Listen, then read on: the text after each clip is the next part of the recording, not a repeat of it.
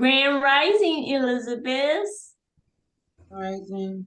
Grand Rising. Grand Rising. My Grand name Rising. is okay. My name is Deitra Covington, and welcome to our health and wellness show. You know, we really look at body and mind wellness. So today is going to be a wonderful treat. And today is February 7th, 2023. I have two co-hosts, Jacqueline Jones, who is right now in Hawaii. Ooh. I told her to bring back some sunshine, you know, Yes. so hopefully she can bring some on home. And then we have Mama Raziya, who I've not talked to this morning, but she might be on a little later. And I want to start with our oracle reading. The African Goddess Rising Oracle reading. Let's see who we're going to talk about today. Okay, today's queen is Nana Raluku, and she is the goddess of seasons. I don't know if you, it might be a little, okay, good. All right, let's see what she has to say to us today. Nana Raluku is the goddess of seasons.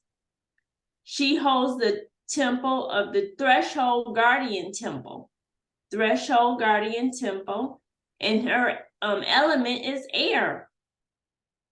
Nana Buluku is the most high supreme being, primordial mother, grandmother of all the Orishas or deities, and Dahome's wise woman, herbalist, and healer.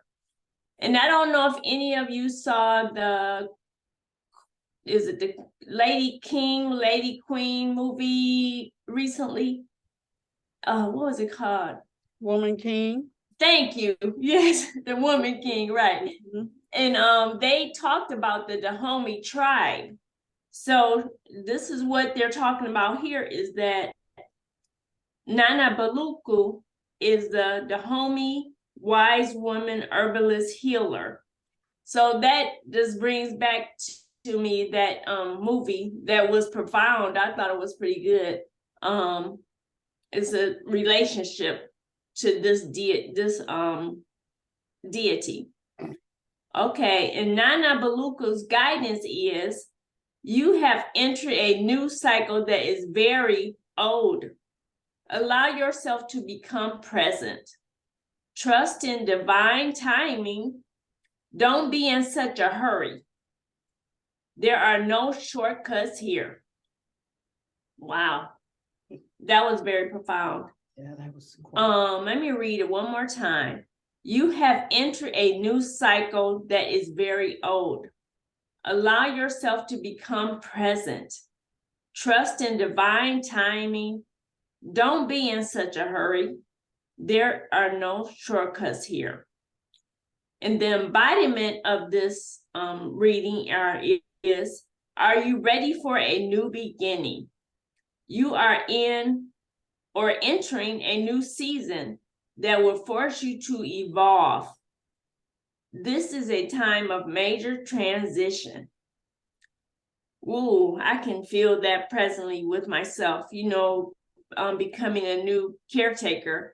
This new for me, you know, it was just me and my husband. Now it's my mother-in-law. So this is new. It's a transition for me, but I got to gird up my loins, as the Bible say, right? Yeah. It says, you are not stuck. You are holding on to old patterns. Change can be terrifying. Allow yourself to be mentored. That's true. Just allow yourself to be mentored. There are many people who can share with us and help us to get along and get to the other side of whatever we're going through. When you choose a new path, you are ripe for self-sabotage. A commitment test from the universe may pop up to delay this new pathway. Stay the course. Your time is now. And the goddess declaration is, I am limitless. I'm going to say that again. I am limitless. You know, that really means something to me because, you know, as I got on the call this morning, as people were entering, you know, the call and I saw them pop up on the screen, it was almost like it gave me more power. It was just like, wow, ooh, ooh, ooh, you know, and I felt it. I was like, you know, I am limitless. You know, we are limitless. And it's interesting how it's little things that can give you proof that you are limitless. So if we could just pay attention to what happens around us, whether it's if you have grandchildren and they show up and you see their face and it's like, ooh, anything can give you that feeling of limitlessness rather. Mm-hmm. Okay, does anyone want to share anything about the reading today? Yeah, I like that what you were just saying about being limitless. And those times when it really shows up, Yes. when it's needed, it really shows up. You're so appreciative of it. When you're talking about children, or you know, when they show up, when I see my grandson and my granddaughter, the little ones, Yes. and the big ones too, but I don't see them as much as I see the little people, and just the miracle of life, and Yes. Yes. how important it is for them that we light up when they come. When they Yes. show up, you light up, and you know, I'll Yes. stop whatever I'm doing, because that's important to children, to be like their presence Yes. Acknowledged. brings Yes. joy, and it really does bring joy, you know. And just to stop my client and just chase him around the room and stuff, you Right. know. Right. Being Yeah. glad that I can still chase him, you know, around the Right. room, or her, or pick her up and stuff like that. But Yes. how important it is for us to walk in that I want to call it foreverness, Yes. that Yes. limitlessness, you Yes. know, that you are important, that Right. I am important, and that God doesn't call you to do anything that he has not enabled you to do. Right. That's right. It's what makes us limitless, because we are one with the Creator. Yes. And wherever it looks like it's impossible, because we are creators, we can create a way Yes. to make it happen. You know, and something that came to my mind is that, you know how we say, I'm a spirit being living a physical existence, or however that goes. Mm-hmm. It made me think that when we realize this body, this vessel, is just a tool. It's just like a machine, you know, that we have, and it might have issues, it might go out, but that's not me. This body is not me. Yeah. You know, my spirit is who I am. Yeah. And it goes on forever. You know, so this body, sometimes we're attached to this body, and it can go away. You know, it can act up, it can do a whole bunch of stuff. But the spirit is Unlimited. exactly right. So it's like when we Unlimited. think about that, you know, it just gives you a sense of just there's no limit. I mean, I like the term limitless. You know what I mean? It's like you can be that. We are that. You know, it's not even a can be. We are that.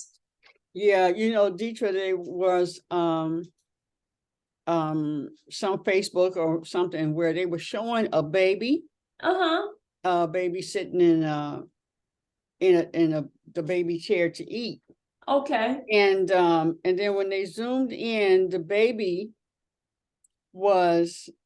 didn't have arms and was using his foot to grab the food. He had the spoon in his hand. No, didn't have a spoon in his hand. It was grabbing something, you know, Okay. in his mouth.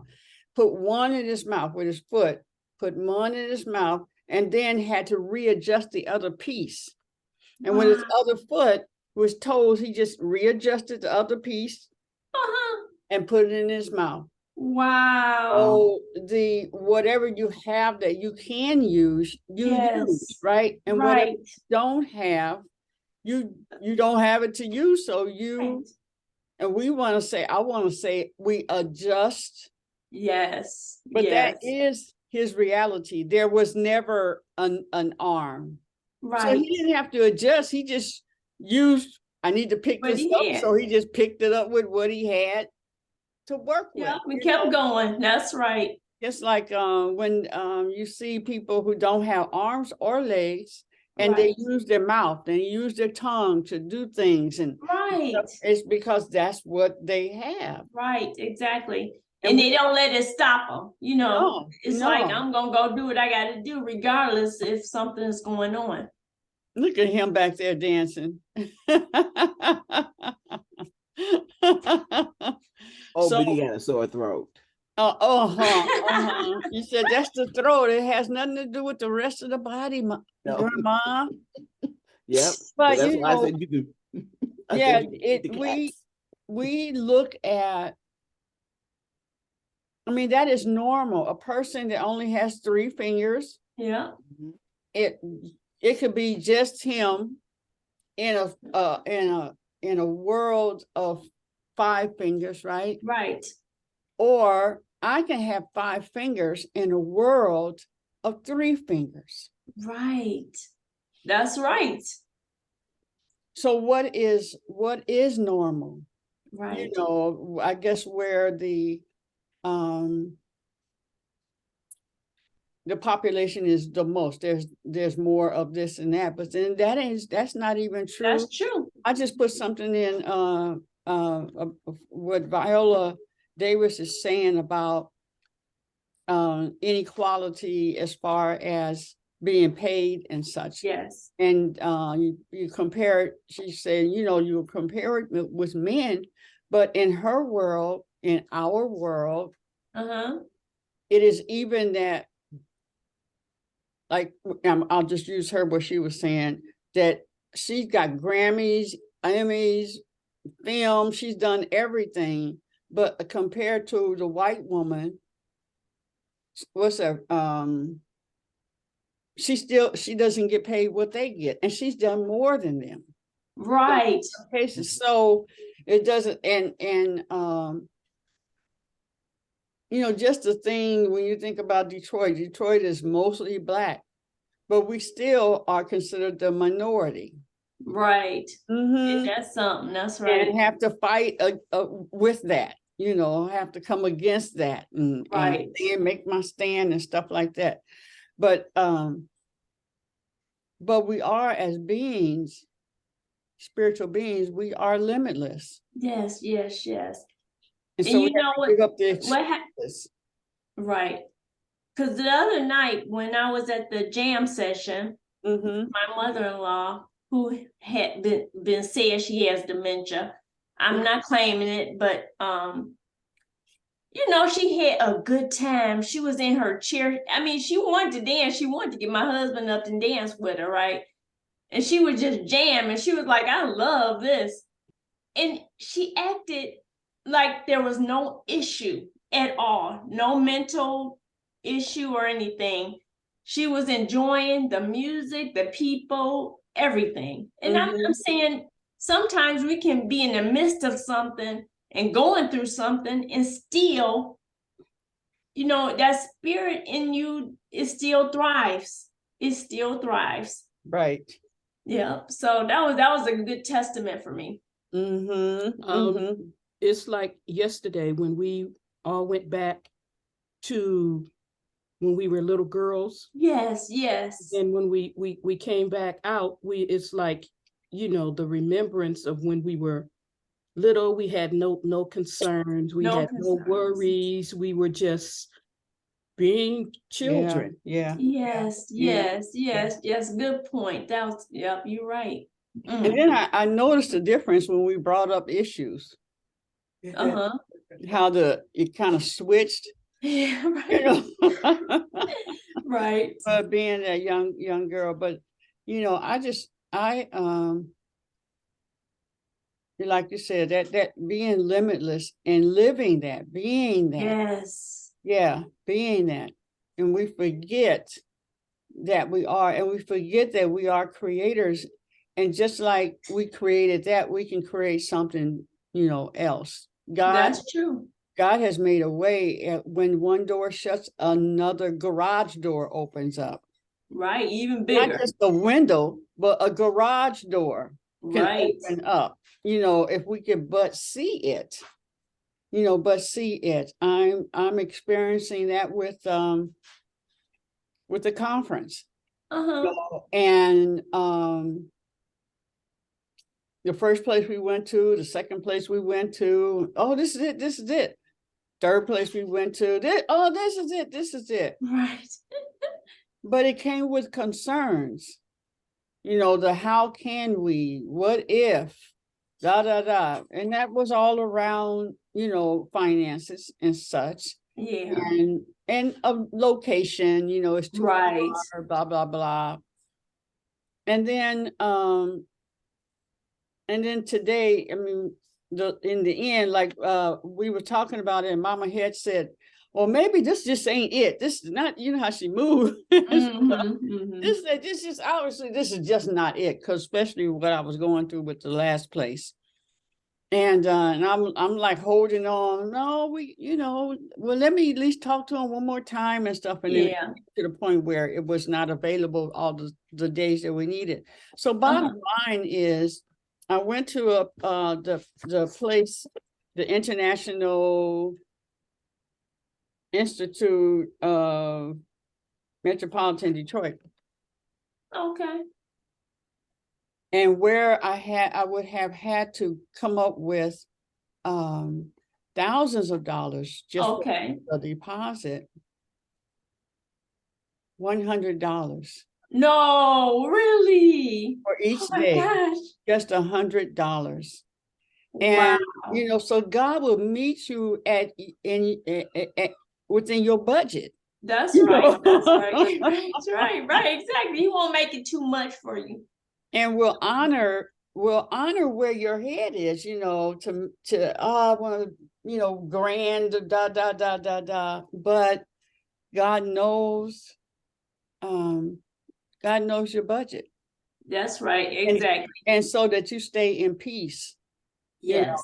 And That's because I think it's good when you can go through the process of going through, you trying to go to your eventual goal, but you're at peace with if things don't happen the way you think they should or how you want them to be, but you're patient with the process and know that, we are limitless. We keep that mental thought or feeling that we are limitless and that it might not come through this means, but it's going to come the way it's going to come. Yeah. Well, greetings, Miss Ebony. And Miss Danny. Grand Rising, ladies. Grand Rising. I am loving this card pull. I really resonate with the limitless possibilities. And also when you spoke of the while you're transitioning through the seasons, to have mentorship so you don't breed the self-sabotaging. And I love that part, because in the season I am in, and how my mind overthinks and always get me. I know. Yes, that Aquarius thing happens and clicks on, and now we're thinking and self-sabotaging ourselves. And I just love the mentorship and the possibility to channel that limitless possibilities, because going through those seasons, the fear do creep up, just to be honest. And that is, I am learning how to reshape that train of thought when the overthinking come, to fear scares me, to fear to push me. Because oftentimes that fear comes of the unknown, because that's what I'm supposed to do. The last 2 Right. years, I've been living in what I'm supposed to do. I've been pushing through every fear that I've ever had that told me that this was not my season and this was not for me. Right, And right. the fact that in doing that, I found mentors. I found the Yes, Grand Rising yes. Elizabeths. I've attracted everything that was for me, being little old me in the little old place that I Yes, am. yes, yes. God is using me. Yes, And you yes, just yes. have to reshape that frame of thinking Yeah. and really ride on to that limitless wheel. Just ride it, y'all. Just That's we right, go that's right, that's and right. it's gonna bring you a whole new perspective. It's gonna bring everything that you're supposed to be having in your divine time and just enjoying Exactly, that ride exactly. You and know, that what came to patience. mind too is something that someone shared with me a while back. Ooh, it's been years. But sometimes your goal is like a trapeze walk, you walk the rope, you know, and sometimes you got to take that step, even though, oh, it's scary, you know, but you have something down below that'll cushion you if you fall, Yeah. but you got to take that step and try to get to that goal on the other side. So sometimes, you know, we have to take a step even when we're not sure about it. You know what I mean? We're not sure, but we know somebody has a better plan, that has a plan that we can stick with. So I'm glad, Ebony, you're able to step out on faith, as they say, you know, and get some things done. It's good to see you always doing your thing. You know, you do it with class and dignity, and it's wonderful, wonderful. And having I fun. She always appreciate looks like she's it. having fun, having fun. All right, right. No matter what she's doing, she's sitting at the desk, she's having fun. She get up and go Yeah. to the closet or to the door. She, you know, just fun. And that's what it's about. God wants us to be happy. Exactly. And there was one, it's a shirt that I mean, a saying that I put on, matter of fact, I put it on the t-shirt.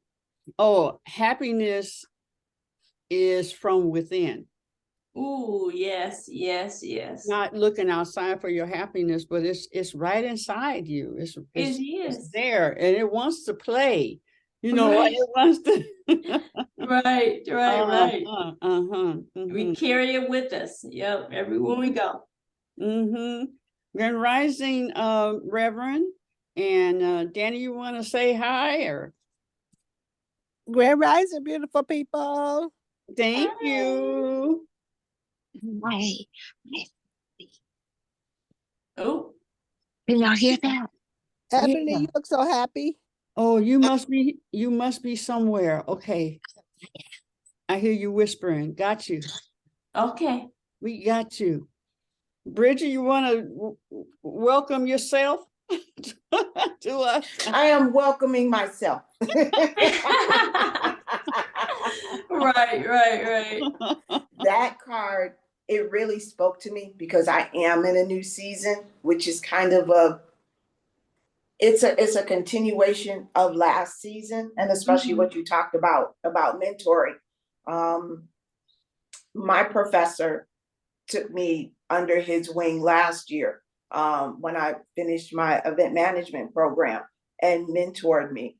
And he's now taking me on as an intern protege. So he's actually teaching me his 45 years of being in the business. So that is huge, and it's out of my comfort zone because now it's coming with a bit more responsibility and a bit more than before. And it's requiring me to kind of step out in faith on a few things of, Okay, of my schedule, what changes I'm gonna have to make, in my Yes. day job, and just kind of across the board of changing. Everything is changing, but it's stepping out in faith of, okay, when somebody says, I will teach you everything I know, you don't say no to that. Right. Especially, When it's doing, on that level, when it's on Yeah. that level, yeah, definitely. especially on that level. So Well, so just this remember, card you're really spoke. limitless. Just I remember. have to keep telling myself that because it is scary. It is a new world. Right. It's a completely new world. Yes. And You can do it. You can yeah, do especially when you start hearing, I've tossed your name in a ring for this, for that. I need you to do this and do that. It becomes really kind of a bit nerve-wracking, but I'm up for the challenge. I'm a Okay, Leo. I'm up for good. the challenge. It's like, And- let's go. And Let the them good thing let that about name ring bells. Look at Mhm. you. What'd you say, Ebony? I said, let your name ring bells in rooms Exactly. you are not even in. Ooh, That's beautiful. Ooh, I like that. I ooh, like that. that's a Thank you. t-shirt. I T-shirt. received That's that. power, girl. Let You got it. your name. Yeah. Yep, let your name ring bells in bells. rooms you're not even in. Ooh.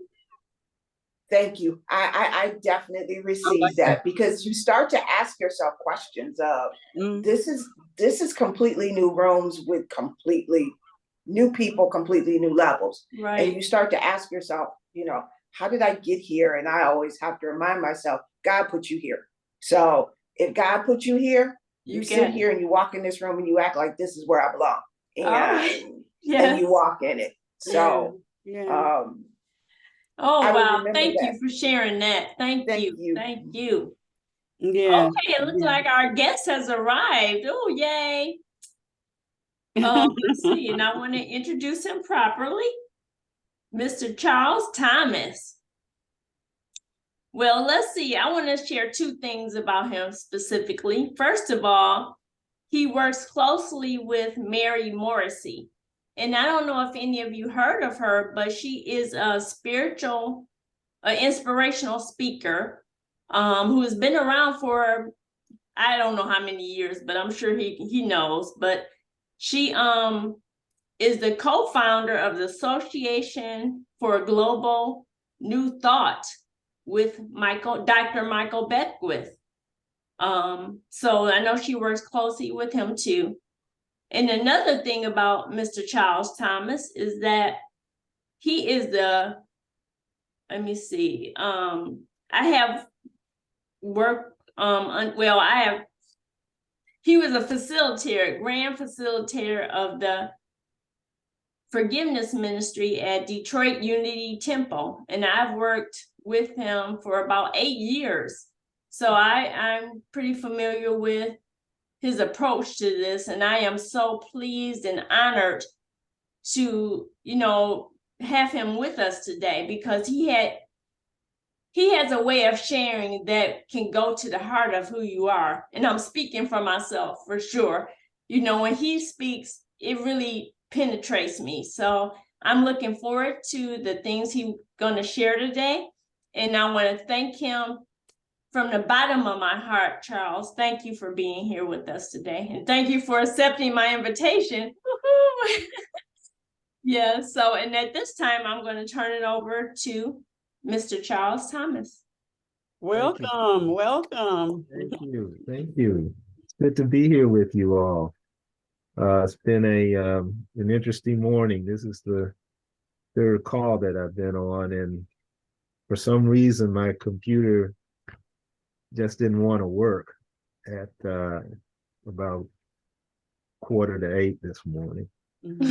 So Wow. thank you for bearing with me in getting here.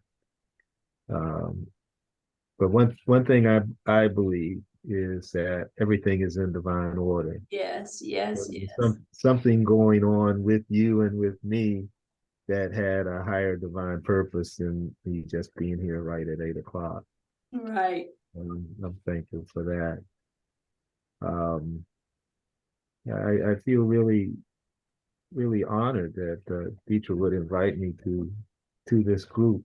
I knew that she was working with the group regularly, but I didn't know much about the composition and the goals, outcomes that you were looking for. So I just decided to share a few things that I practice and share with others. Some of it comes from my book, A Month of Sundays, which is a compilation of what I hope are inspiring messages for daily reading over a month's period of time. And others are from principles from the work that I do with Mary and the Brave Thinking Institute that she's put together.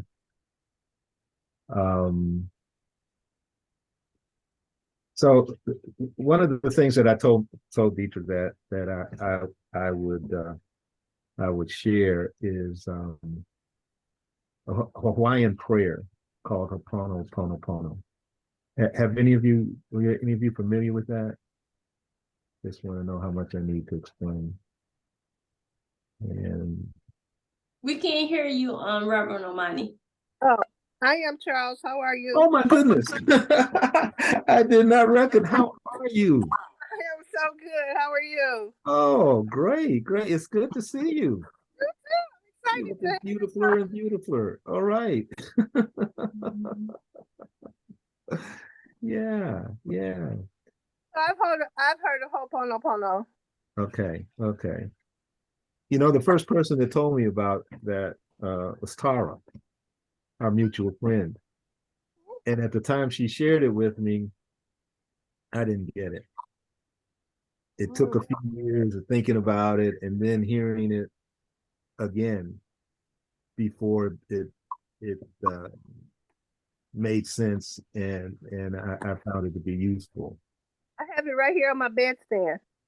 All right, good. I like the apologize. Okay. Very good. So just to kind of go through that quickly, and it's an ancient prayer. It goes back maybe 1,000 years, certainly hundreds of years in Hawaiian culture. And the form that I'm going to share with you today is something that's been more modernized. This approach, heavily influenced by Western missionaries there. There are four statements that you make. In the original is I'm sorry, please forgive me, thank you, I love you. And you see that Reverend Amani had on her sheet, I apologize. And that gives me an opportunity to point out this idea of I'm sorry. That we want to be very mindful and cautious about what we connect with our I am. I am is a very sacred pronouncement. It's about your very existence. And when you couple I am with any state of being or quality, you're conferring that upon yourself. So that was one of my issues when I first heard about the Ho'oponopono prayer, because I didn't feel comfortable saying I am sorry, because I know myself to be in my soul not a sorry individual. But what I've come to in being more than just the literal meaning of a sentence or an affirmation is that whatever I believe myself to be on an ongoing basis is who I become. And that if there is a situation in which I am feeling sorry. I am feeling sorry. Not that I am sorry, but I am feeling sorry, that I can know contextually that I'm referring to a feeling. So, as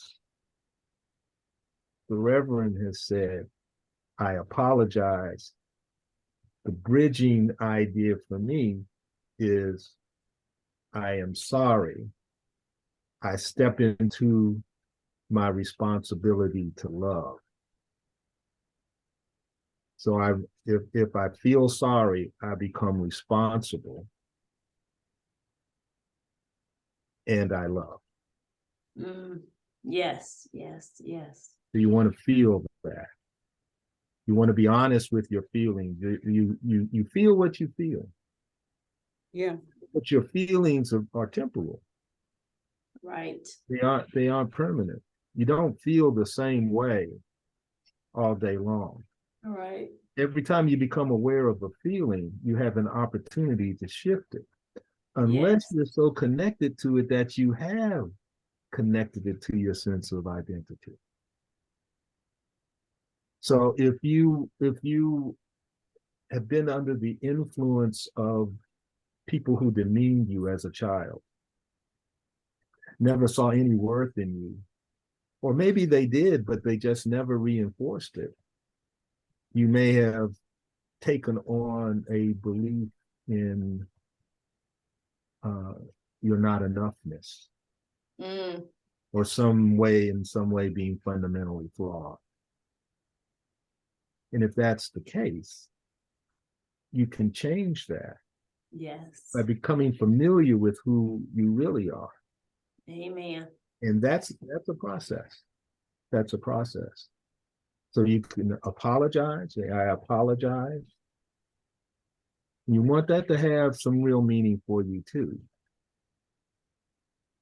There's I won't get into it today, but there's a way of giving an authentic apology, Yes.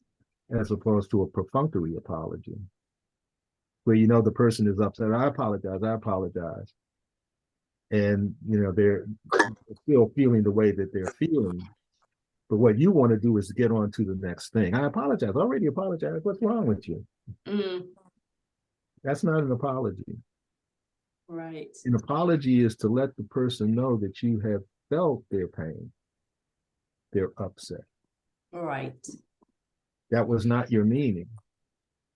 And you tell them what you're going to do or endeavor to do in the future to keep from having that come between you again. True. So I guess I say all this to say that in doing this prayer, you want to do it mindfully. You want to do it authentically. You want to be very honest with yourself because you're doing this in the truth. Yes. It is the purity of the truth that sets you free. Scripture says that the truth will make you free or set you free, depending on the translation. But it's the purity of that truth. Often things that we call truth are just things that are familiar. Wow, yeah. The energy of familiarity has a vibration that feels like truth to the uninitiated. So that's an important thing to keep in mind with how we want to use this Ho'oponopono prayer. Because you want to do it enough so that it becomes familiar to you. It becomes part of your authenticity. So I feel sorry. Please forgive me. I assume my responsibility for love. I love you. Thank you. One of the things about this prayer is it's so flexible. You can use the words in any order. There's not a sequence that's demanded of it. You want to get into the feeling state of each of those affirmations. I apologize. Please forgive me. Thank you. I love you. Now the kicker, when I share this with men, especially men's groups, the pushback generally comes and says, well, if the person broke their arm and I didn't do it, how am I responsible?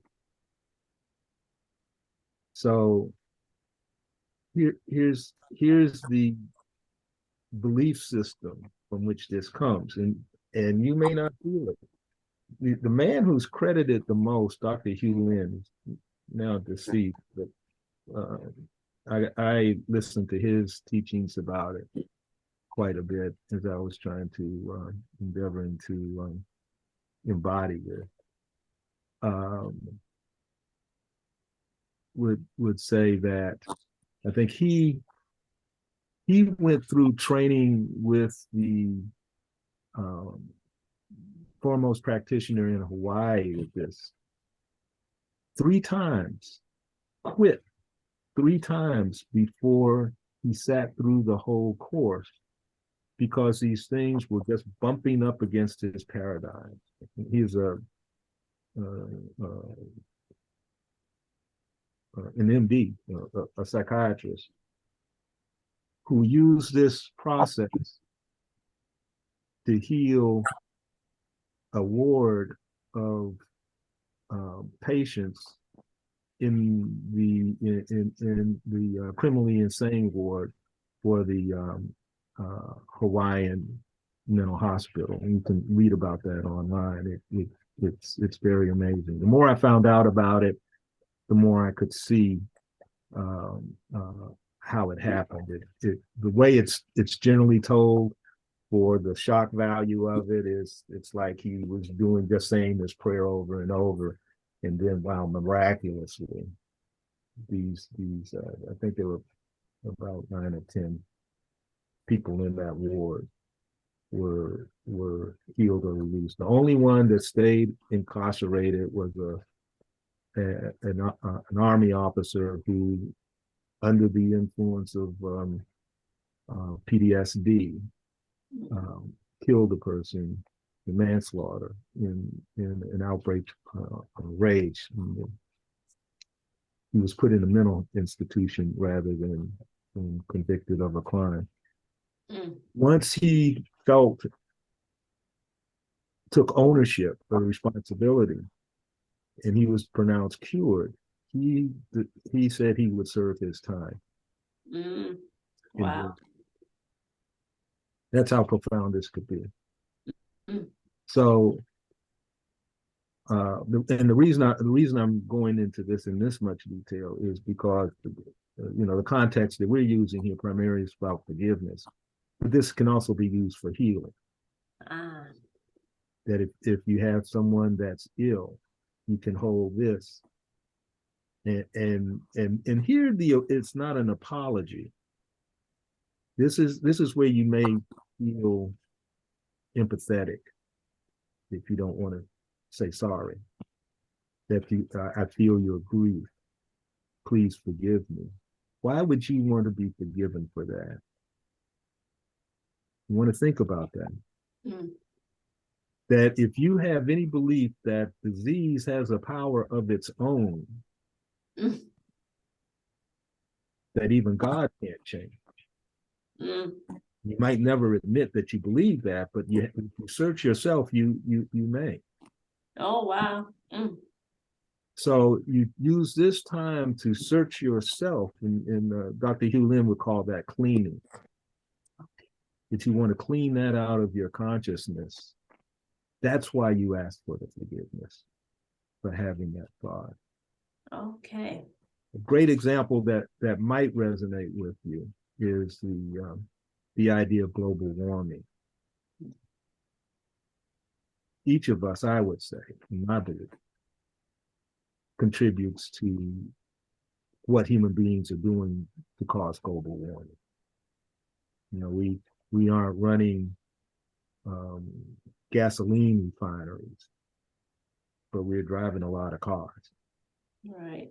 And we're making a demand for that. And we want the price of the gas to be cheaper. Right. Forgive me. And then we say, thank you. I love you. Mm. You thank the person, or you thank God. It's not always clear to whom you're speaking when you say this.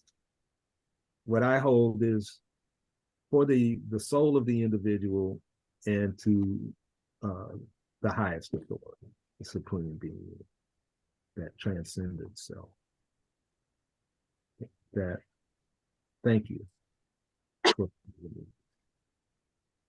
Thank you, allowing me to be in a state of gratitude rather than the state of sorrow that I was before I entered into this practice in this moment. Thank you. I love you. Please forgive me. I apologize. I'm responsible. And so it is. So, you know, one of the things that I thought of, Deitra, too late to do anything about. I guess I'll send some notes. Okay. Okay, just with the highlights on that to you, and then you could distribute them if you like. Yes, I can do that. We can do that. Yeah. So let me ask at this point, are there any questions or any comments you want to make about that? So you can either take it deeper or ask in some way to help you to understand. Yes, and that's, could you pronounce your last name? Queen Aduni. Aduni. Queen Yes. Aduni. Okay, Yeah. nice to meet you. Thank you. Thanks for coming. I'm enjoying what you're sharing. And the last thing that you said when you said, you know, I apologize, I'm sorry, and please forgive me, and all of that. It seemed like it, you know, I know when that has come to me, or sometimes when I've said it to someone else, that wall that has been put up starts crumbling. You know, when you know it's from their heart, and you can't, your instrument to strike back goes away. It just doesn't have a power because they've said it all.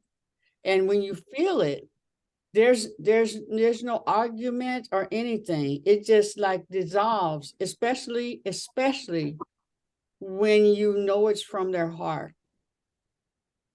And that enables you to also forgive for whatever way you came back at it. And, you know, all of that just goes away.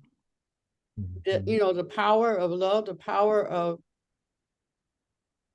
acceptance, and having you acknowledge, because sometimes it just doesn't occur to you what you said hurt them, you know.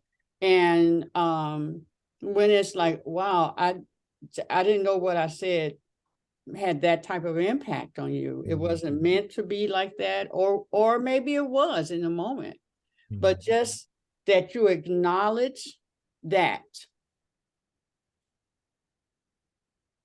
breaks that wall down or softens it, you know. That's what when you just said it like that just then. Yeah, I can remember instances where either on my side or on the other person's side. Yeah, with the impact of that. But then it doesn't have any more power anymore. Right. Right, exactly. We empower our words. We empower our words. It's not necessarily the agreed upon meaning that the rest of society has about a word. Yes. Yeah.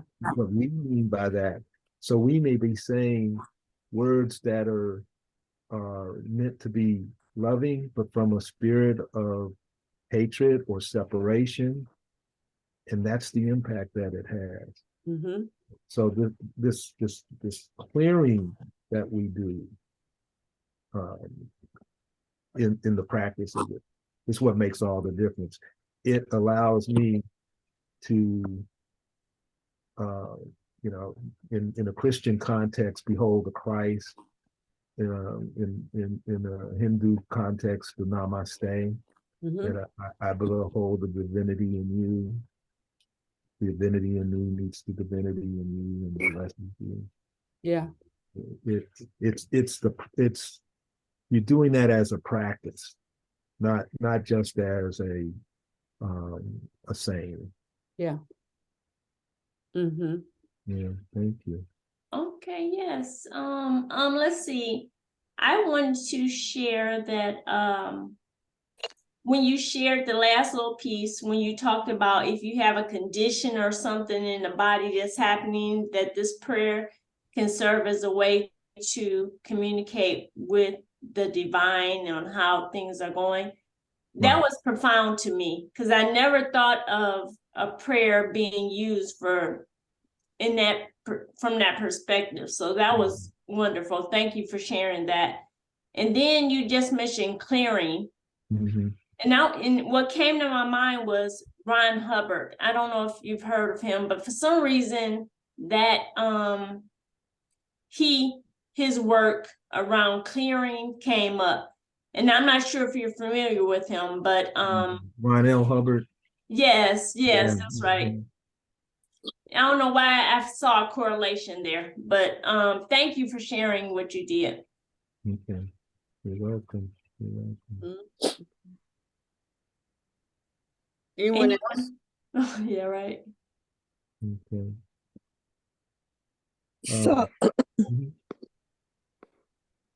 I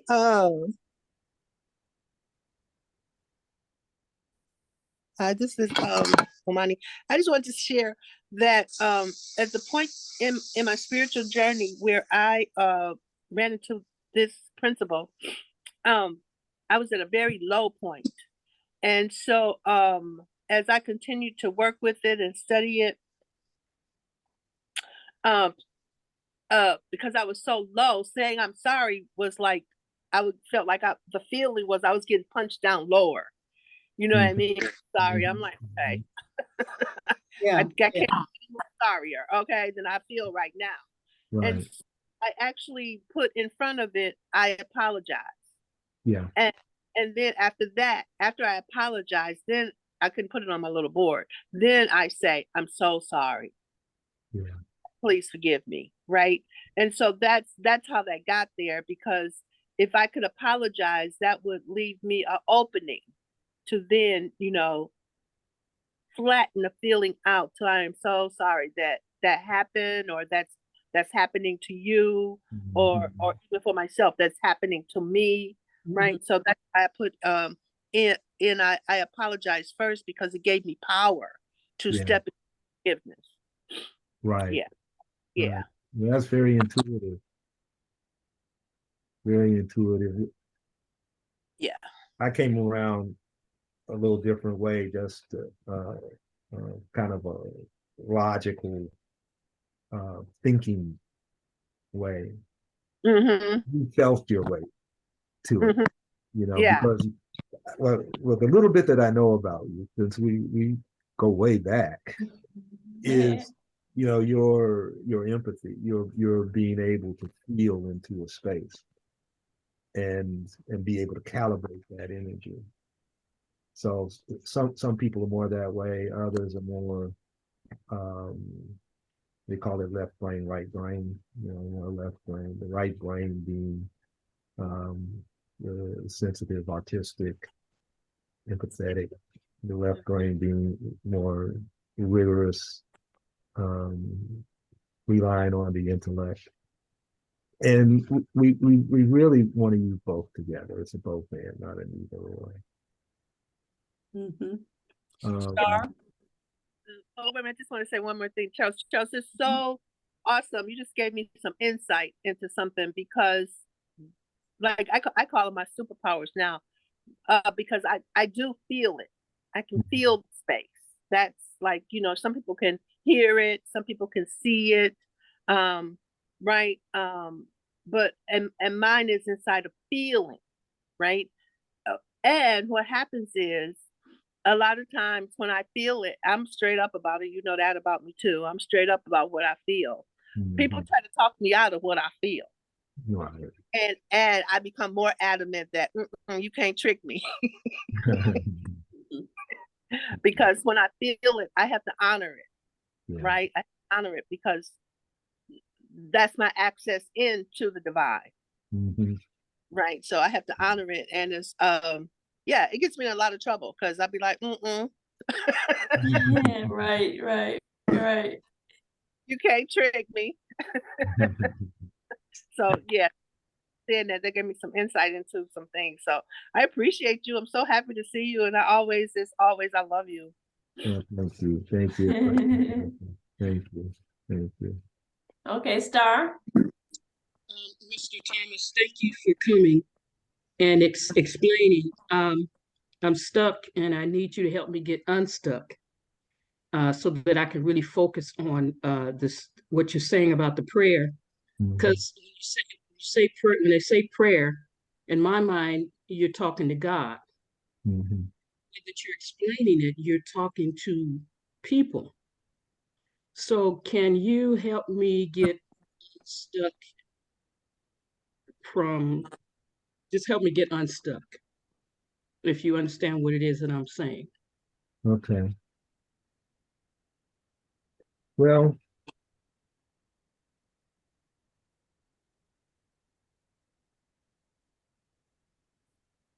I apologize.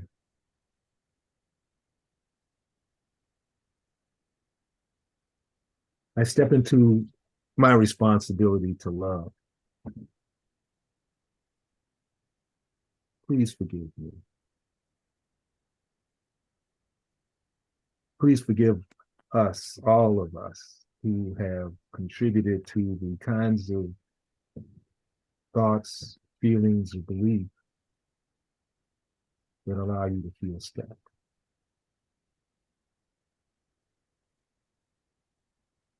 Please forgive me.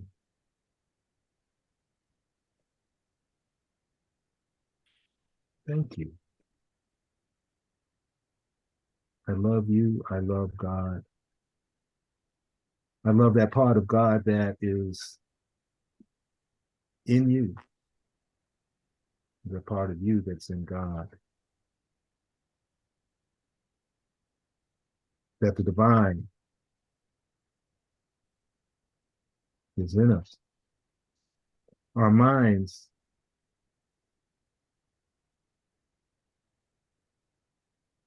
are the home, the workplace of divine operation. Divine operation is active in you now, and it is always for expansion and fuller expression. It's not found in your history, unnecessarily in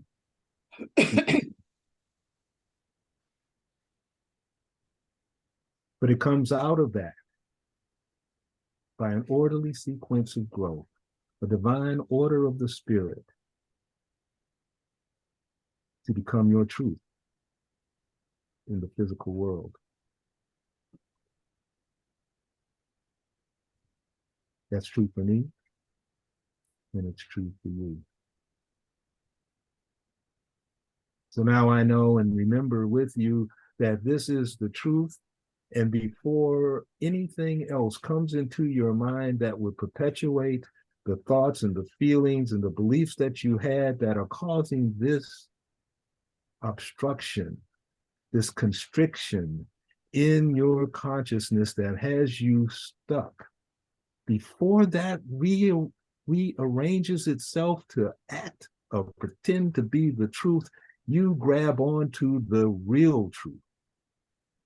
of your freedom to be. And this brings me into the next phase. Thank you, God, for guiding us in this way. Because the next prayer that I was going to share when I thought we were complete in Ho'oponopono is this prayer that was inspired by the Dalai Lama, and it's called the Prayer of Kindness. I have changed it so much that I don't want to be blamed for diluting what he said. But this prayer, a prayer of kindness, of empathy, of our oneness, Star. May you be truly happy. May you live in peace. May you abide in love. May you know the power of forgiveness. And in that, you are free.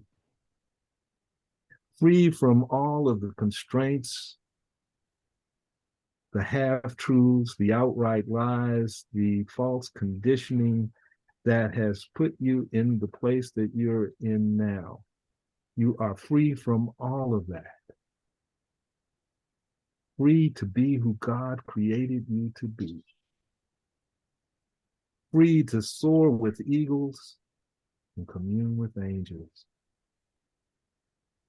Free to recognize that your life has deep meaning. To realize the good purpose for which you were born. This is the truth. Awaiting your awakening to its presence. And now is the time. For now, this holy moment is the only time we have. So all of us here, in our oneness with our Creator, know with you that we are truly happy. We are living in peace. We are living in love. We know the power of forgiveness and its ability to liberate. And we are free with you to be God's creation, love on earth. Amen. Amen. Amen.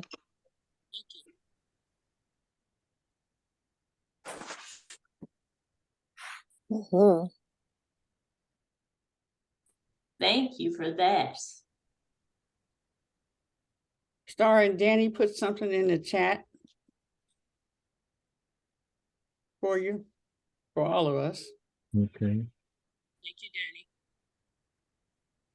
Danny. Okay, and I can read it for everyone.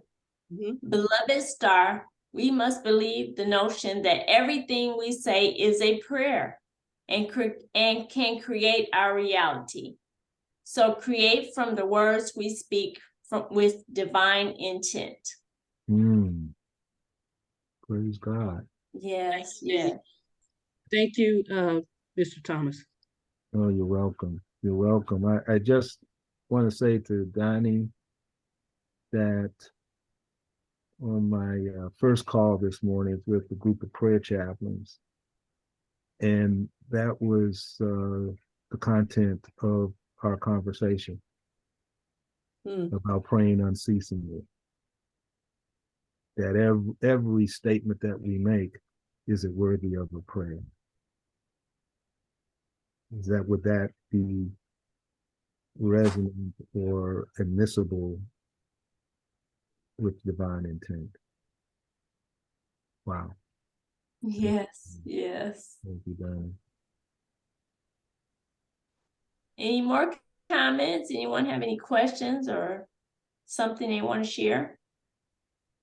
Well, I would like to know, Charles, when did you start your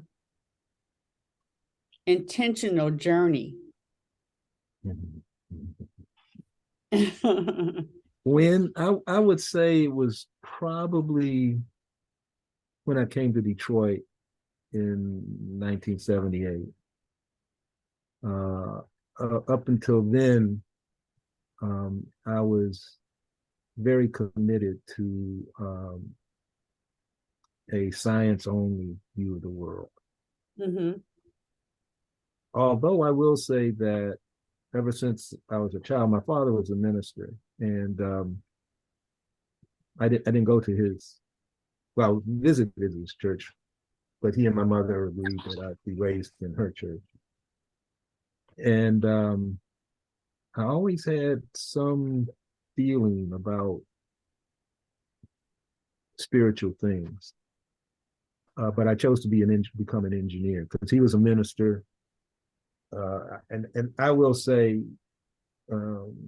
without too much self pride, that he was a great man, highly revered in our community in Washington D.C. Mm-hmm. And I thought that I could never compete with him, and I don't know why I felt like it was a competition. So I chose to pursue my gifts in science and become an engineer. But following that path, I realized that there was something missing. And when I came to Detroit, I eventually found Detroit Unity Temple. That was in 1978. And I remember sitting in the balcony saying, oh, I could do that. Speaking about what the ministry was saying on stage. Uh-huh. And about 20 years later, I was started doing talks from the stage there, and it dawned on me, wow, I said I wanted to do that. So instead of just going straight to it, it was like, Yeah. what the whole thing. So I would say, now that I look back on it, about 40 years. Mm-hmm. Mm-hmm. Are you a minister in the church now? Are you still at? I'm still the lay minister of the forgiveness ministry. Mm-hmm, mm-hmm. But I think I'm going to pass that on in the near future. I think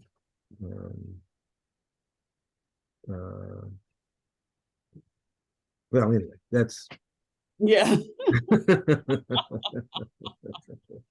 Yeah, because Charles, he has been working with us in the forgiveness ministry to become advocates, forgiveness advocates. So we've been girded, so it's a lot of us who are probably ready to take on the mantle. Yeah. Thank you, Charles. Thank you. So Deitra, in the work that you and your husband do, I would suppose that because you deal with conflict and yeah, Conflict Institute, yes. Yeah, that must be a great help for you. Oh, yes, it is. It is, because it ties into a lot. Charles and the forgiveness ministry work with our company as well. We've communicated greatly together. Oh, good. Yeah. Yeah. Yeah. So Charles, have you ever worked with like gangs, that to help in that situation where it needs to be like a group of forgiveness, is that what you do as well, Deitra? Work with groups to bring peace? Yes, we do. Okay. Mediation, yeah. Mm-hmm. Well, no, I don't do mediation per se or work with groups in that way. There's an interfaith group that I've done some work with using the anatomy of peace model. Oh, beautiful, beautiful. Oh yeah, that's right. Yep, I love that. Yeah. Can you Yeah. share more about that? Yeah, it's a process of, what's the name of that group that wrote that, Deitra? Looking my mind now. It's slipping my mind too. It's been Harbinger. a minute. It's the Harbinger Institute. Mhm. Wrote a series of books. The first was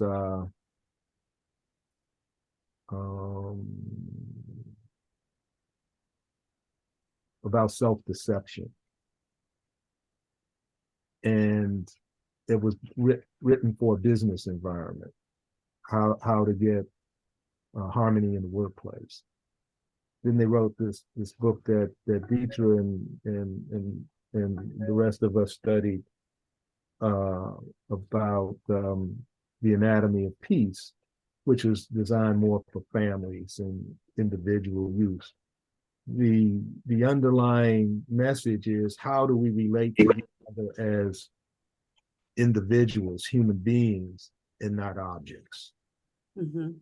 You know, that having an objective, you know, that what I mean when we look at each other as objects, either you're an obstacle for me getting what I want, or you're an ally. Either way, I really don't care too much about you if you're not serving me. Right, right, right. So, and most people don't want to be that way, but there's so much in our culture that reveres that we get indoctrinated that way. So the anatomy of peace helps people recognize when their words are more hurtful than they need to be. When the people that we say that we love, that we really do love, but we are not doing it well, that we have a way of being able to strengthen that. And that's what the anatomy of peace does. Very process oriented, and I like that about it. Yes, me too. It was good. A Thank you. good read. So if you can get that book, any of you, if you can get it, it's a great read. I enjoy every bit of it. Yeah. Yeah, who was that by? The Harbinger Institute. Spell arbitrary. A-R-B, Arbinger, right? Yeah, Arbinger. Yeah, yeah, Institute. Thanks. Are there any more questions or comments or reflections?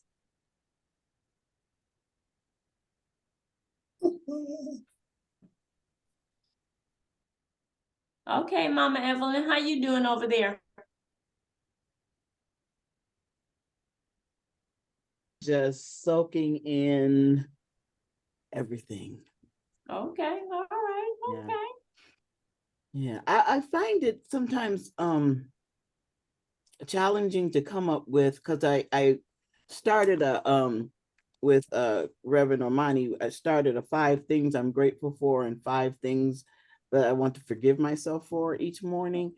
And coming up with the forgiveness sometimes it's difficult, you know, because you want to get everything, you know, you think, what am I not forgiving, you know, that I'm having, you know, the health things and stuff like that. Just what am I not putting in there? What am I not getting? So I'm gonna work on that a little more. Yeah. May I make a suggestion? Sure. Always. Ask what love would do in this situation. Oh, let me write that down. I like that. Yeah.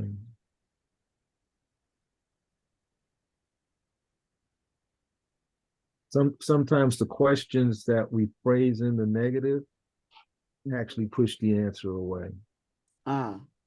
Yeah, that feels like what's happening. Mhm. So you think about what that situation was and then ask that question, like I told her off or not even told her. Mhm. In my mind, I told her off. Yeah. I really wanted to say this. Instead, and then which is the negative, instead, what would love have done in that situation? What could I have said or done or thought Mhm. instead of what I did? That's kind of what you're saying? Yeah, that's close enough. Mhm. That's close enough. The more you work with it, the more it becomes familiar, the more creative you get with it, so that it fits you like a glove. Mhm. Mhm. I'm going to say something that's controversial. I don't mean to offend anybody, so I'm saying this in love. And I don't know what the religious orientation of people here. I get the sense it's mostly Christian, but I don't. It's mixed. It's a Yeah. good Okay. mixture. Mhm. So what I'm going to say, it comes from a Christian point of view, but it might be a minority Christian opinion. That the way the Lord's Prayer is given in the gospel, it's given as a pattern. It's not a recitation. I mean, we use it that way. I've used it that way for years. Mhm. But what I find is that when we can say the words and expand on them, then it becomes a skeleton that we put flesh on. That's what I'm finding, the way that we use the spoken word, get it resonant with the feelings, where that when we create our bodies, we create our body in harmony with the spirit and the law, and we manifest that way. That the Father gives the impetus, the image, the inspiration. The Son brings it into the mind, and then in our activity, including our speaking, we put flesh on it in the world. So that we have a responsibility. Sometimes we want God to do for us that we must do for ourselves. The biggest challenge that I've had in that, and I'm still working on, is how can I trust God enough that I can trust myself? Wow. Mm-hmm. And I think you can get that, what I'm saying, because I know I'm not the only one. Any of those places where you don't feel the courage of your conviction, how can you trust? Where's your faith? Where's your faith in catastrophic illness? Where's your faith in a time of war? And I can't tell you anything more definitive than that, but if you just search for that, spend time in prayer and meditation, in conversation, I think it comes into fruition. It's like tending a plant, a fruit tree, or Exactly. you know. Yeah, thank you for sharing that perspective. Thank you. Mm-hmm. Okay. We see you, Ebony. I love your sweater. I choose me. Okay.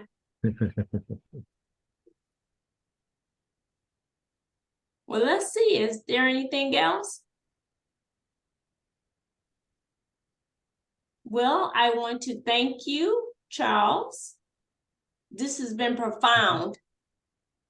You know, Ms. Danny said it was such an inspiring session. Thank you so very much. Thank you. Thank you. And then Ebony said, I am loving this session. This is a must repeat. Yes, yes. Absolutely. Okay, Queen, do you want to say any final words? Final words to Charles. Yes, just to Charles. Yeah, we still Thank got you for coming. It's been so like inspirational, so on time. Anytime we talk about forgiveness and apologies, and I wrote down here apology versus sorry. Yeah. And that was profound when you and Reverend Omani was kind of talking about that, how she had written apology and the I'm not saying there is a difference, but how it impacted me was apology it seemed like there's an action to correct that, to fix that, versus I'm sorry. Yeah. Yeah, I apologize. And so you can expect, not that you're saying that, but I apologize. It just hit a little bit differently. Like, you know, that was maybe not my intention. And if that was my intention, because I have apologized for things, I've said I'm sorry, but I meant what I said. You know, I mean, I've said that to my sister in particular, you know, what was happening, blah, blah, blah. But I could not enter into the holiness of God, you know, the Holy of Holies, because I left her like that. Yeah. So, you know, I call her and, you know, I'm sorry, I apologize. And that is the word I will use. I apologize, but I did mean what I said. How it came out was insensitive of me, or protecting myself, or showing how I felt. So I apologize for that, you know, but I did mean what I said, you know, about what was going on and stuff, you know, and then it left her and me where I could go enter into the Holy of Holies because you know, I went back to her. Yeah. Yeah. Yeah. So how I said it, nah. Yeah, right. But what I said, yeah. yes. Mm-hmm. Mm-hmm. Yeah. Oh, wonderful. And we have another comment in the chat from Sister Juanita. She says, thank you for being with us today and for all that you have shared. Thank Yes. you. Thank you. This has been my pleasure. Okay, and thank you once again, Charles, for just being willing to come and share with us, you know, with a new group of people, but I just felt you can handle that, whatever. I knew you could do it. You could do it. You did it. Thank you. Oh, thank you. Thank you. Star me more than I trusted me. Yeah. Okay, Star has something to say. No. In reference to this a Pono prayer, Mr. Thomas, what was your experience when you first heard about the Pono prayer? Typical, I'll say male, but that might be overstating it. So, how can I be responsible for that? I ain't hurt them. I don't even know them. I didn't get this. At that time, my sense of oneness wasn't what it came to be. And I don't know if I had a greater sense of oneness or just being exposed to that.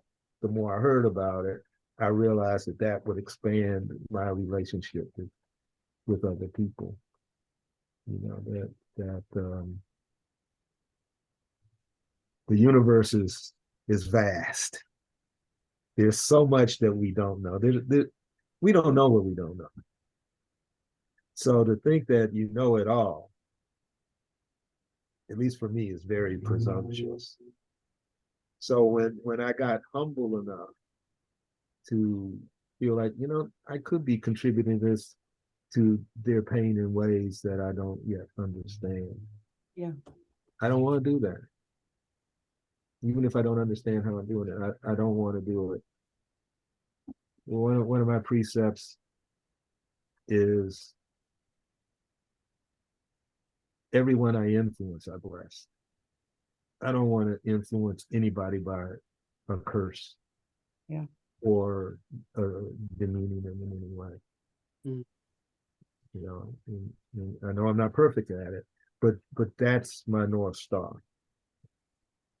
May my influence only bless.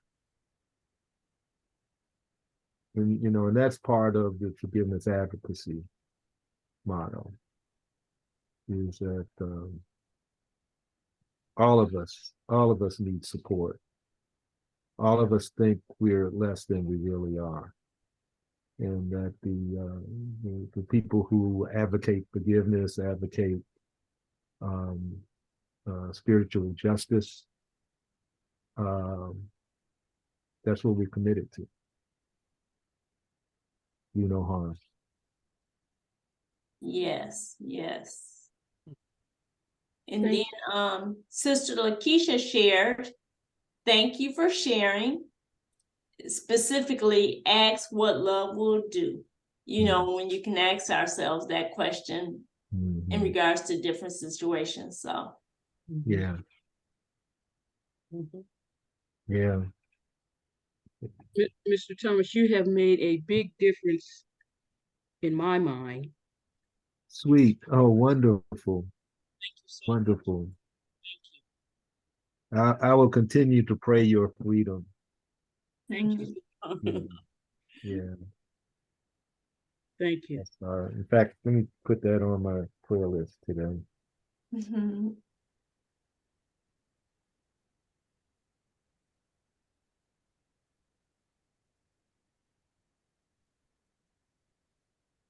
Your freedom is assured.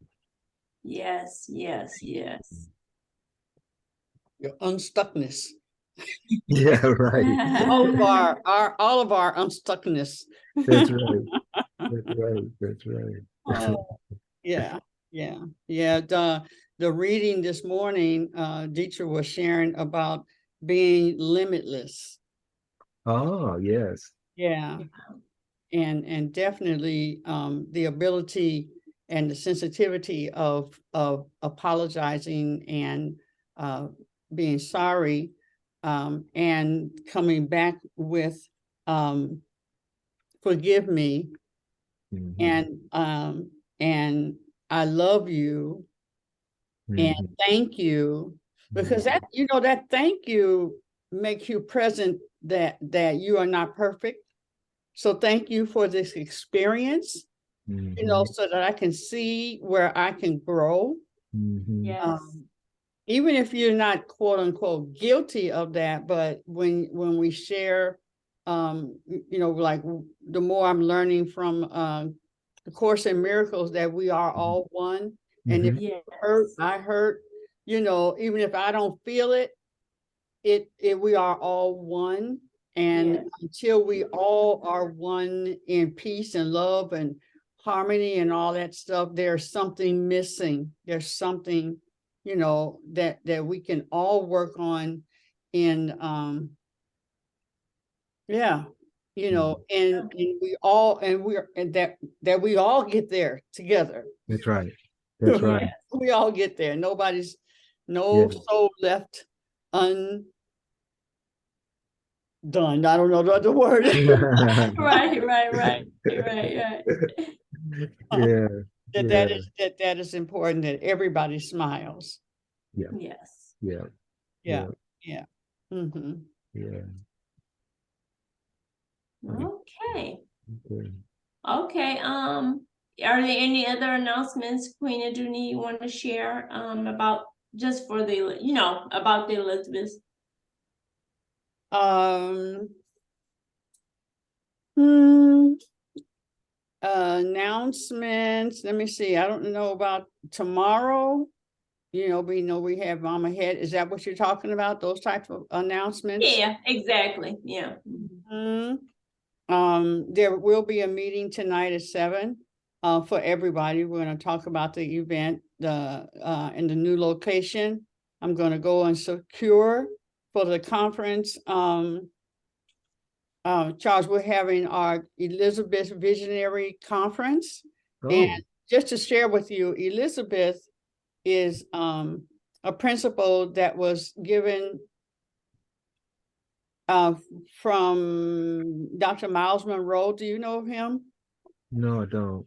Okay, Dr. Miles Monroe was a very powerful anointed pastor from the Bahamas. He's a third world leader, and his teaching was so profound. He was not a preacher, he was a teacher. Mm-hmm. And so when he came to Detroit, he shared, it was on my birthday. My birthday was the next day. And that was 30 years ago. So we're celebrating 30 years, February 1st. And well, what he talked about was the lessons from the conception. That was the topic. And it was the conception of Jesus Christ.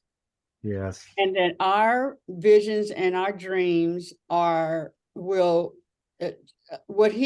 he came is an ensample, not an example of how our visions and dreams will come forth.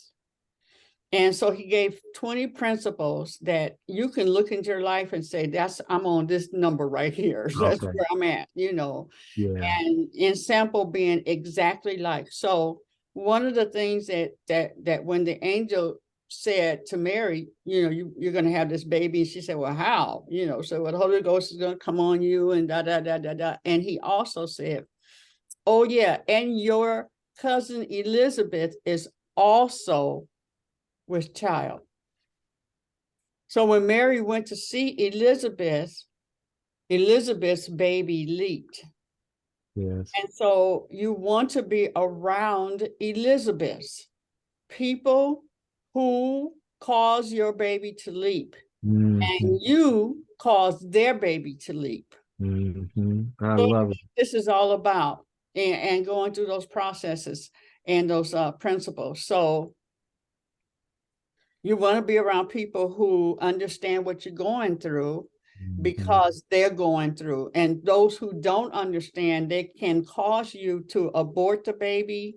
You know, they can cause you to have a miscarriage. They can cause you to have a lot of like if you're a lot of stress around you while you're carrying your baby, it'll be harder for you. And you have those who will encourage you to exercise and encourage you and, you know, and help you with the children while you get some rest and stuff like that, because they understand, because they're going through the same thing. And so that's what Elizabeth is about. And as it relates to this 20 principles, I took it on like Oprah did Color Purple, and I was just passing it out to everybody, you know. And one of the things was that when Dr. Monroe was signing the books after the service, I was sitting right beside him.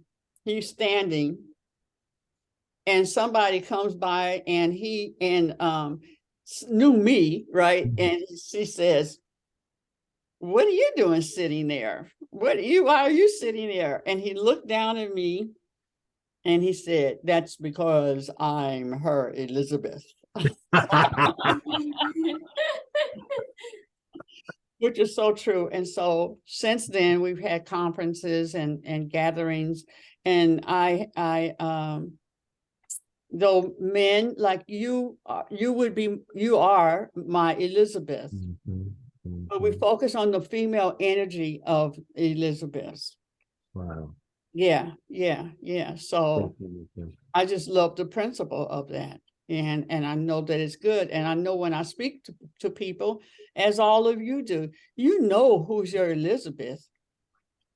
You don't gossip, you don't do all that. You come together and say, so what's happening? What's the latest on your baby? Yeah. Yeah. You know, and who would understand that better than a woman who has gone through birth, you know, who has aborted, who has had a miscarriage and the feelings and all that goes along with, or who has had 10 children and what comes along with all of that. And your babies are at different ages. My oldest baby was born before my son. My son is 43. Okay. So it's 44 or 42, you know, whatever that number is. And so it takes care of itself. My salon and my school, it runs itself. But I have new babies like this, Grand Rising. Elizabeth is new. It'll be 1 year old in May. So the Elizabeth Visionary Conference is 30 years old. So yeah, and just putting all that into its proper perspective, and the people who have come into my life long time ago, and then now, and maybe we didn't deal with one another, not deal and seeing and talking to each other all the time, but we've seen each other in passing. And then one day, bam, here we all are sitting here in a room together. Wow. Yes, that's right. I feel compelled to comment. Please do. Please. Happy you shared that story. We have a daily prayer group that comes together 6:30 every morning. And last week I asked for prayer to support your group. Oh, thank you. You know, and one of the ladies on the call called me after the prayer call, about 7:15 that morning. And she said, what does Sister Elizabeth do? I want to know more about that. I said, well, I really don't know. She said, now, you know, it's just something, God put something on my heart. I think it's about the cousins, Elizabeth and Mary. I don't know what it is. Is it that? I said, I don't know. I don't know. So I know she later called Deitra. I don't know if we talked. We did talk. Yes. Yeah. So that I am very clear. I get the energy.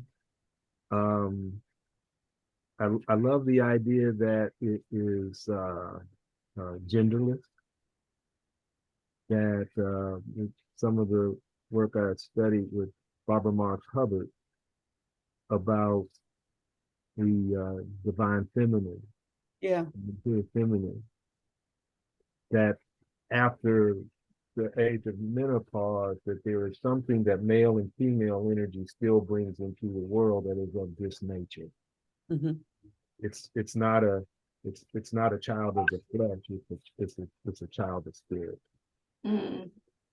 So thank all of you for being a part of that and letting me share. Yeah, and she has shown up in many ways, Elizabeth. And when I say that, like Reverend Omani was saying that, you know, how many, was it your mom or something, Rev? And other people, their names or their mother's name was Elizabeth. That's my mother's name that started my whole journey when she died. So I've been praying, oh, my mama, I need my mama, Elizabeth. And then when I came here, I went, Elizabeth. Oh, Lord. I got jokes.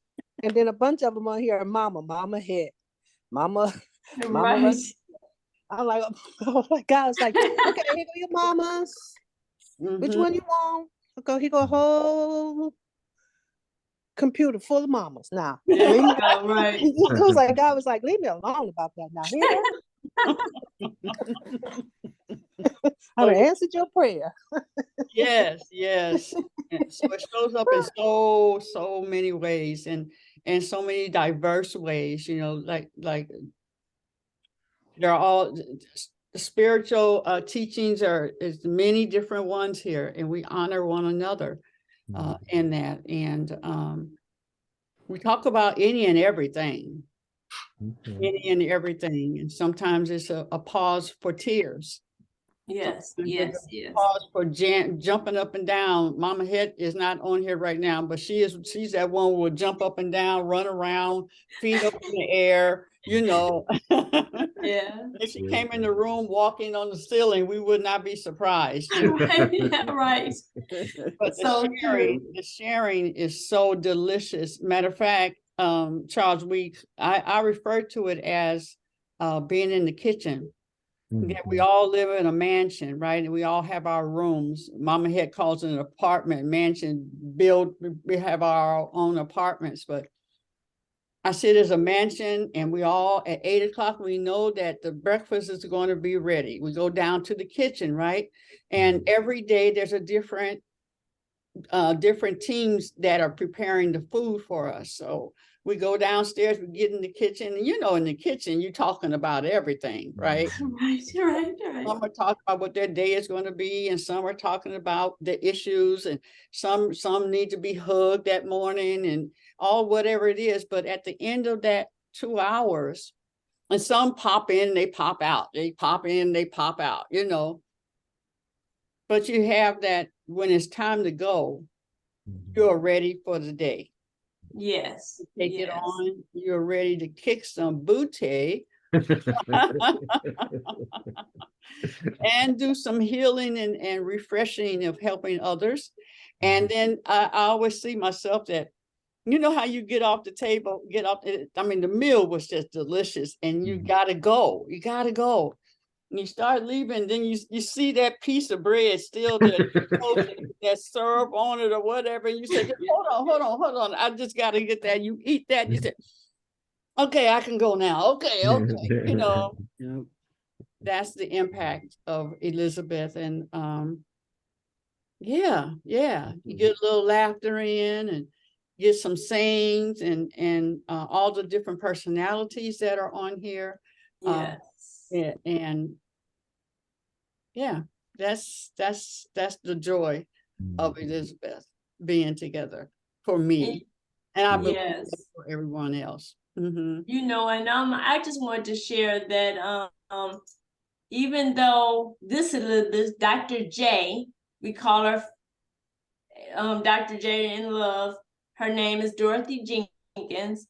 She is an Elizabeth for me. She's not on our call, even though one day I'm thinking she's gonna come and join us.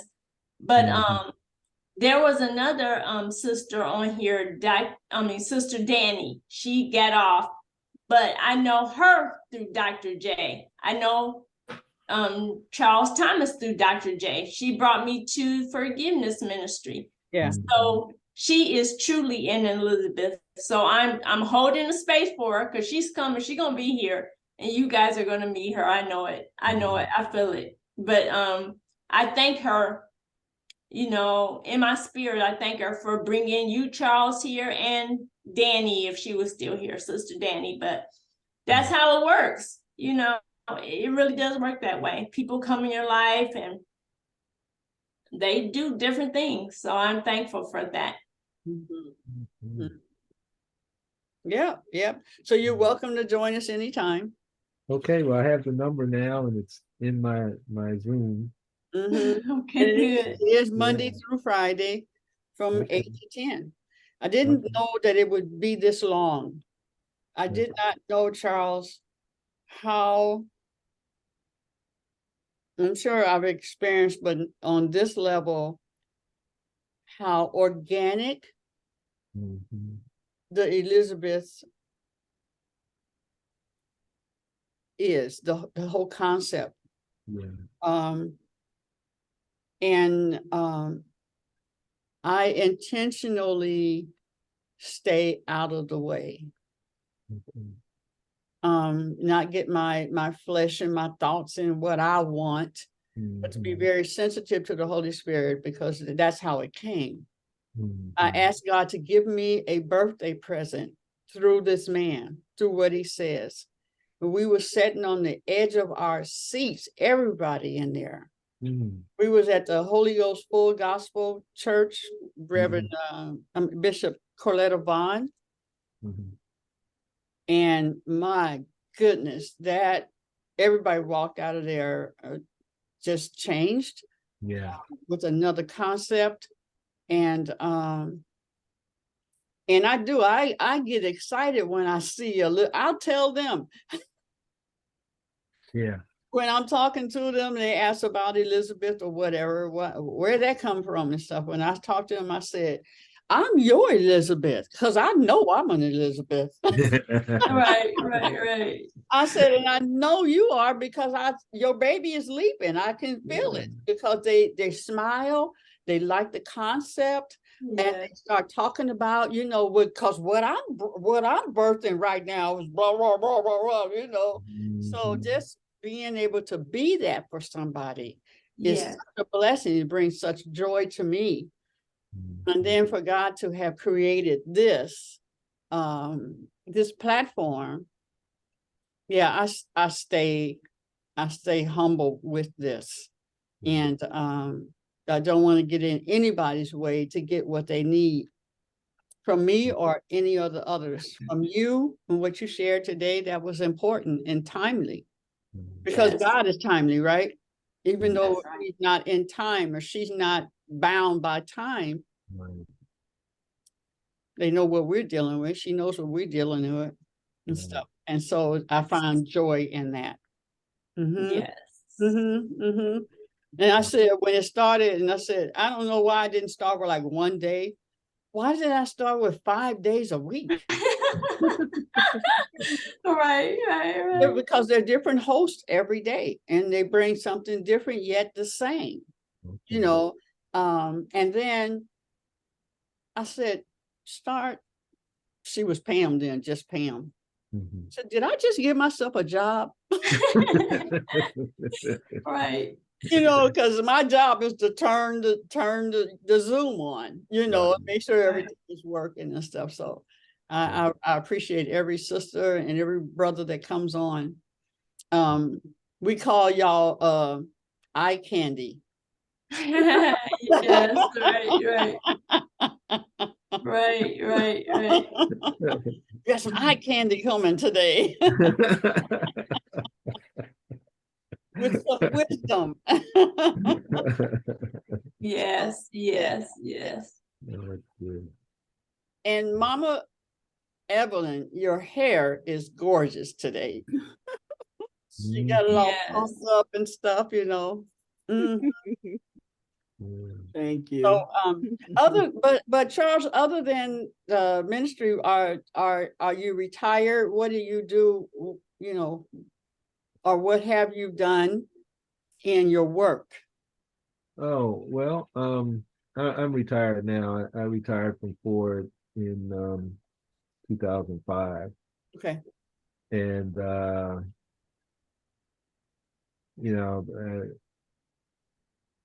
my training is in electrical engineering and computer science. I don't do much of that at all now, except what it takes to operate computers and things. Yeah. I'm writing more now. I want to get a couple more books out this year. Yay.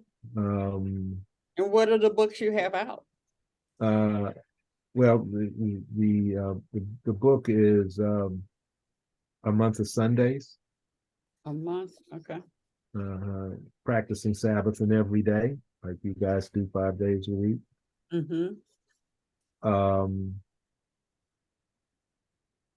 So it's all about making every day, giving God priority in every day. Yeah. Like in Christianity we do on Sunday.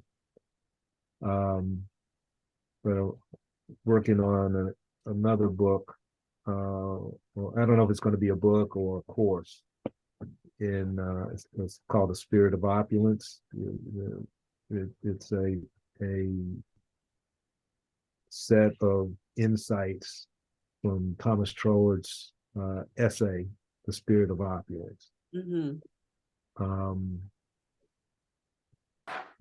I've got 2 other books that I used as workshops, actually before I retired. 12 Affirmations for Forgiveness and Prosperity's 12 Affirmations. And both of those are based on forgiveness seen through the lens of the 10 Commandments plus Jesus' 2 great commandments. For forgiveness in one lens and prosperity in another lens.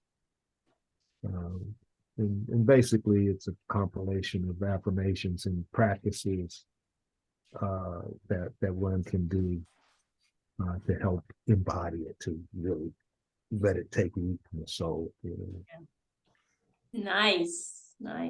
Yeah. Yeah, you know, you gave me an idea. When someone says write a book, Dr. Miles Monroe told me to write a book, write. But when you said course, I'm assuming that I'm better at writing a course because I'm a great teacher. You're breaking stuff down. I told this one girl, Pamela Farrell, I said, you write it, I'll teach it. I love that. You write it, I'll teach it, because she writing and but I'll take that book and I'll break it down into a syllabus and know how to break it down to teaching it to A, B, C, D. I can do that. So that's giving me an idea, because I was stuck with the book, writing the book. Right. But I can write a course for people to teach. I can do that. So thank you for bringing that up. I've never heard it in the same sentence. Okay. Yeah. Well, let's stay in touch, because the other big project I'm doing is I incorporated Electric Lifestyle Systems Publishing. That I'm going to be publishing the books under that name. And one of the things that we want to get to do is work with people that have books, and we want to self-publish. So let's stay in touch. What's the name of the publishing company again? Electric Lifestyle Systems Publishing. Okay. Thank you. Okay. Okay. Anyone else?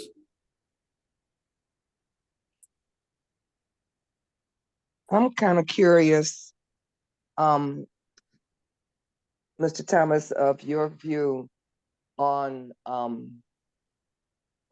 where we are on this timeline of coming into the fullness of our oneness as God's people, and the role of women in that happening.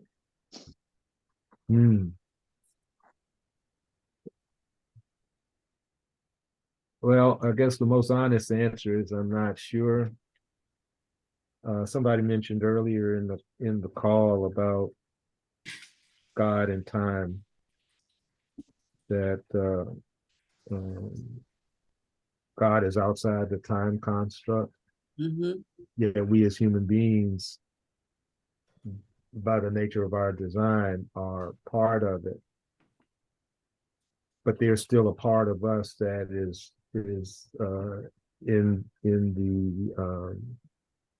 incorporeal. I think that the role of women is summed up to a large degree in why you get together here as Elizabeths. It was kind of prophesied, it might be too heavy a word to put on it, but in the late 20th century, when we were talking about moving from the age of Pisces into the age of Aquarius, that there's a more flowing, and I don't know astrology, so I can't describe what Aquarius really is, but I know it's a water sign, water bearer, that there's something about the flow that I associate with women intuitively, the ease and grace.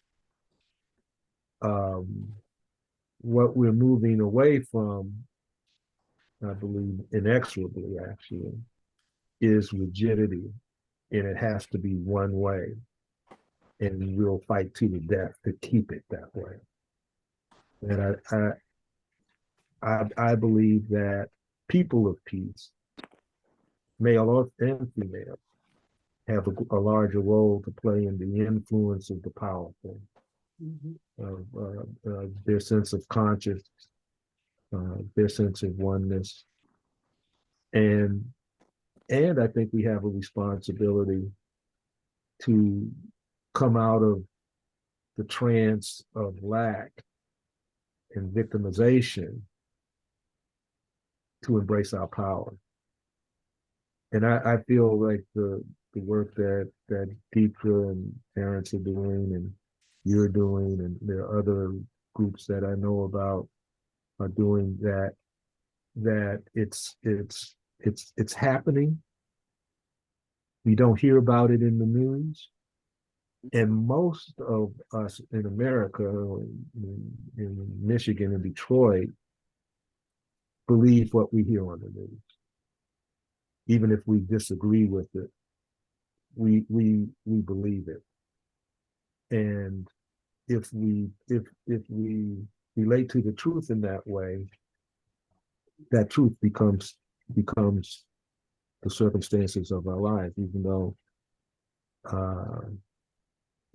it's not the truth, where it's the kind of construct that lasts millennia. I don't know if that satisfies your question at all, but I think women are essential. I think that the stage that we're in is, this is what it looks like while it's being built.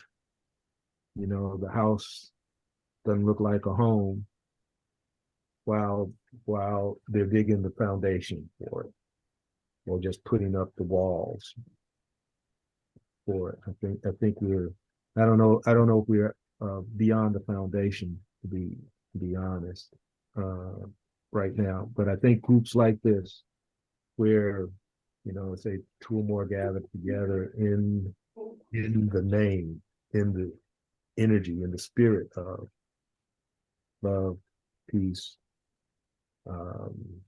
family,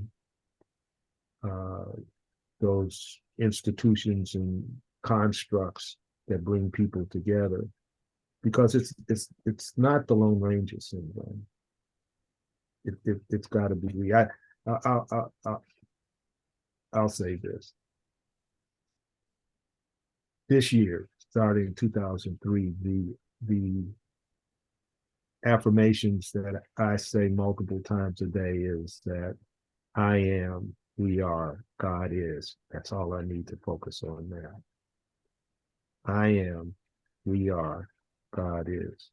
Because there's no you, there's no me. It's only us. I am, we are, God is, and that's love. God is love. Thank you. It gives me some insight and some reminders, especially to be flexible. That's one of the words that God reminded me, that it's a time to be flexible. And then it gave me a reminder of something that our pastor at the Temple of I Am, Reverend Simpson, taught us, that everything exists in the now. It's just a question of where are we in that time, at this time. So thank you for those reminders. Yeah, thank you for the question. Yes. Well, Elizabeth, hi, Mama. Creeped in. So again, thank you, Charles, for coming in and sharing with us. Very insightful and all of that good stuff. And thank you, Queens, for coming in. And it is time to take that last bite and give ourselves a big hug. Everybody give yourself a big hug, off camera, whatever. And then give the world a big hug, because they sure enough need it. We all need it. And sprinkle love and goodness and care and fun and vacations and finances, abundance and all that stuff. Everything that is good and precious.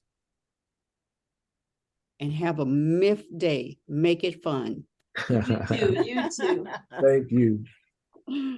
Bless you. Thank you very much.